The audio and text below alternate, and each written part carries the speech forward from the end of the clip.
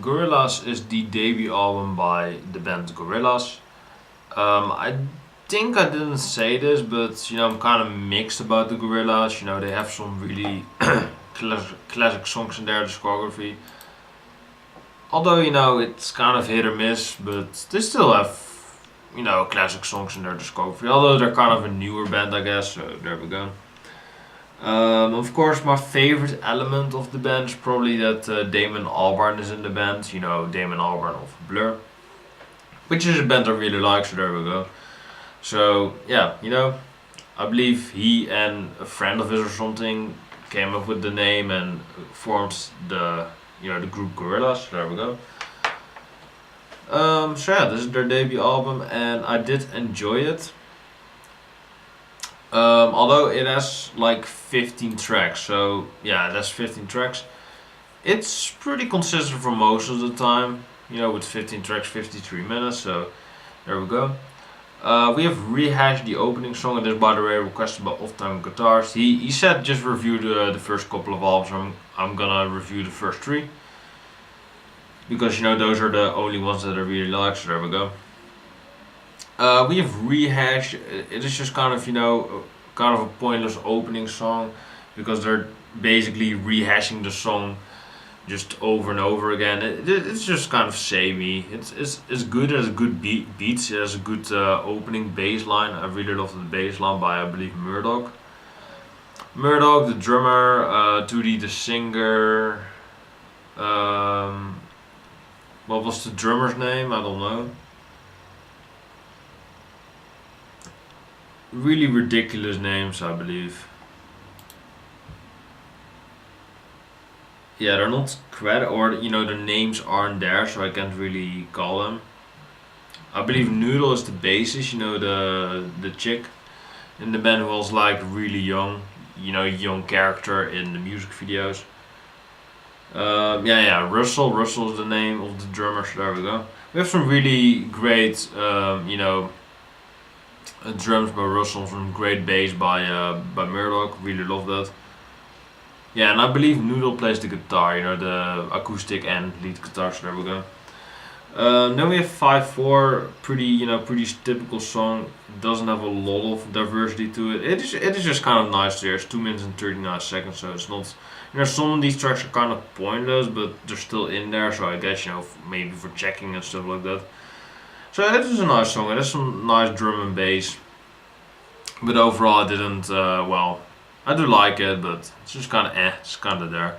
Then we have Tomorrow Comes Today, one of my favorite songs of the album. Actually, a song that you can call a song because it has an opening verse. Now it doesn't have a chorus, but Tomorrow Comes Today. I just really like when the sort of harmonica comes in together with the really heavy bass on this track. I really love the bass on the entire record. Really great production. Really, especially the bass by Murdoch. And I just really love, the soulful and the really melancholic vocals by 2D. Tomorrow Comes Today when he says that, and just with that harmonica interplay, you gotta love that. Then we have New Genius Brother, kind of a more avant-garde track in a way. So it's not the best track to be in between the big hits, to say the least. Yeah, and this song overall is alright. It was just kind of strange to hear, after a big hit as Tomorrow Comes Today. So yeah, definitely, if you want into the more experimental side by the band, then check out this track. Because it's pretty interesting. It's kind of avant-garde, not exactly, but it's kind of studio experimentation, to say the least. Then we have Clint Eastwood, of course, the biggest hit of the band to date with Del the Funky Homo Sapien. And I gotta say, I don't hate the rap on there, but there are like 2 songs with rap on them, so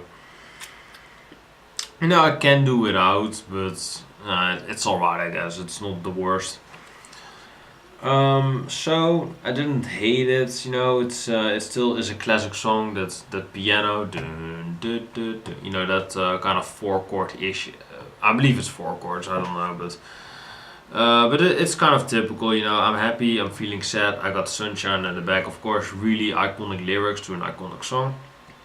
It's not my favorite by the band because it just is overplayed as hell. It's probably not even my favorite of the album, really, but it is a classic song and you gotta love it. And it's actually the longest song of the record, 5 minutes and 39 seconds.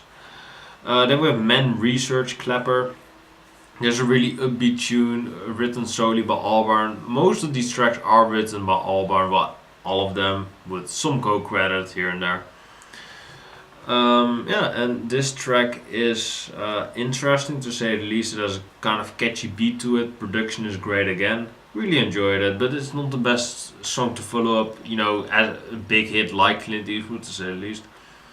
Then we have Punk, and Punk is just kind of a pointless tune. It's a centerpiece of the record, kind of. It's 1.5 minute long, 1 minute and 30 seconds, 1 minute and 36 seconds.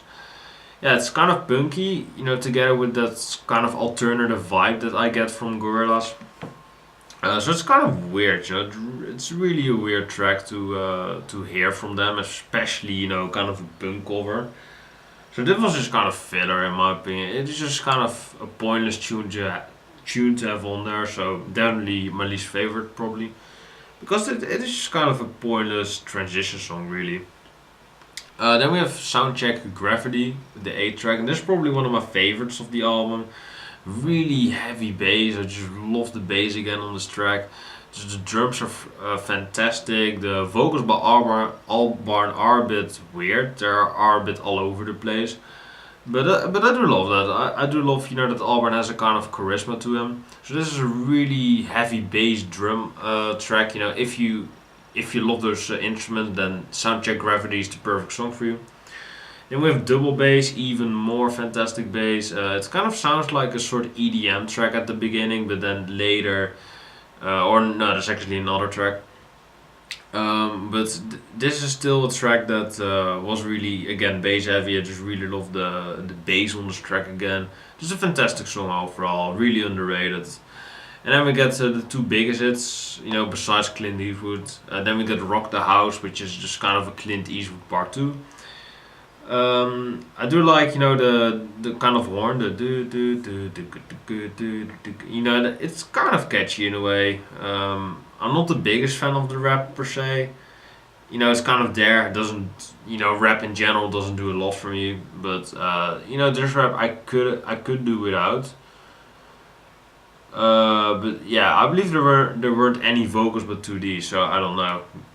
Maybe if there wasn't rap, you couldn't make the song work because it still is a pretty good song and one of their bigger hits to date. Then we have Night in 2000. Yeah, this is the hit without the rapping on it, like Tomorrow Comes Today. Yeah, I just really love this track. Really love the kind of cranky sound, the dude. That kind of really catchy anthemic hook right there, with Noodles vocals in the background. Just really melancholic and just really great backup vocals by Noodle. There's a monkey in the jungle, with his brain out and it's still or something like that. Just a really berserk lyric. Yeah, an overall really enjoyable tune. I don't know per se what 2000 means, but I don't know, maybe the 21st century, something like that. But I don't know. But it still is a really catchy song nonetheless, and one of my favorite of the album.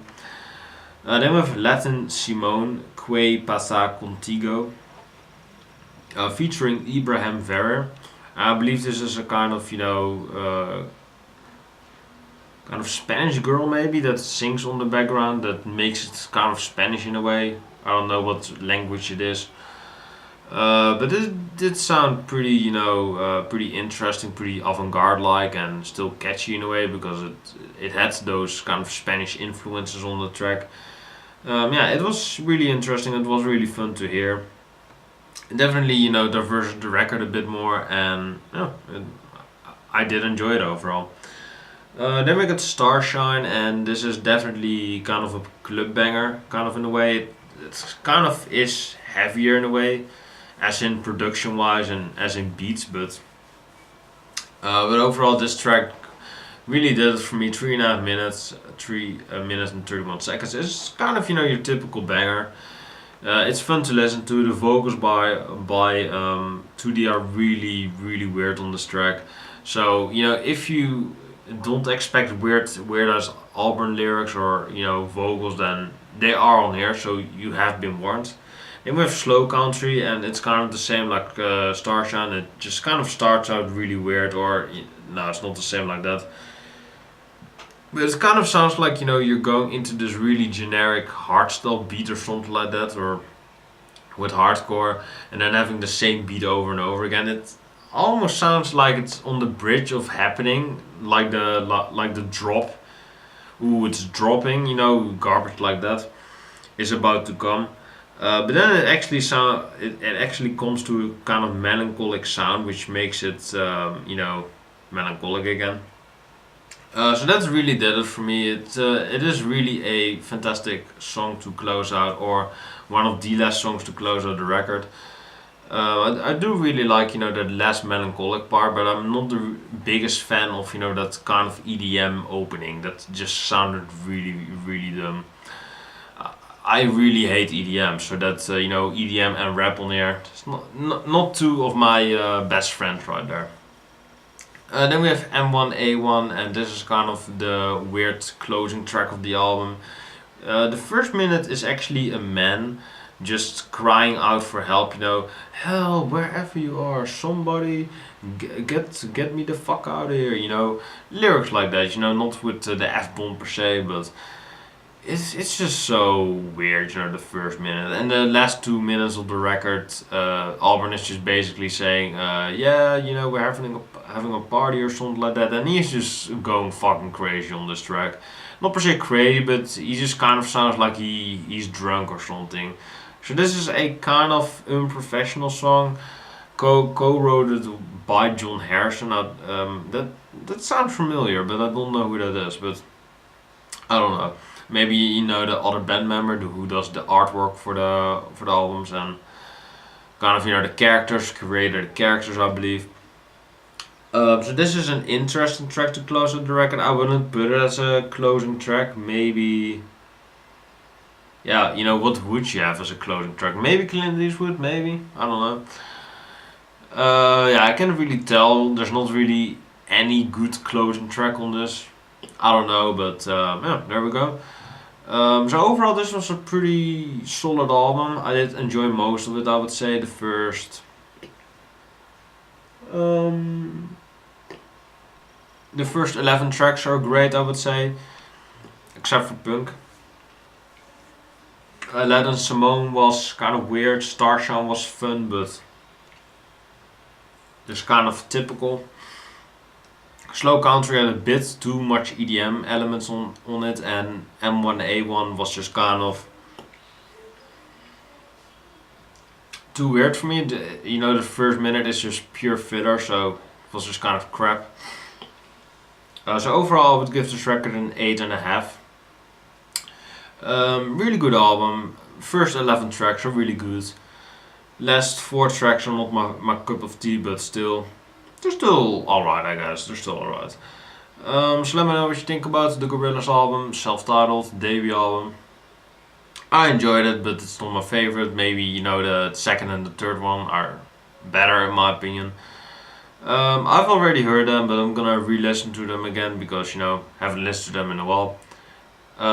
So let me know what you think about the record. God bless, stay safe, take care. Let me know what album you want to review next in an upcoming video. I would like to know it, and I will see you guys in the next video. Peace.